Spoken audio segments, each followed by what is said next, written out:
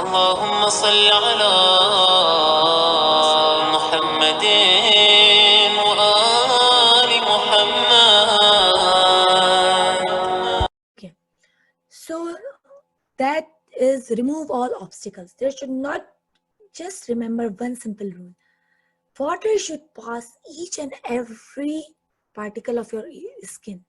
There should not be any resistance. Even a single particle equal to the tip of the needle should not be dry. Water should pass every single part of face and the things you are washing. So there should not be okay. So usually girls, we use mehndi, henna, but if you are using henna, it should not have layers. So water should pass. Color is not a obstacle or a barrier, but there should not be, if you have a chemical mehndi, that there should not be layers. You have to have the inner satisfaction that water is passing through, water is passing everywhere. There should not be the barrier. And if you are doubtful, then you have to make tayammum.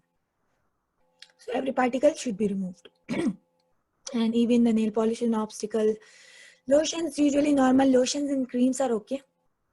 But if they are very greasy, that water is not passing through, then you have to remove this, wash this, and then do your wuzu.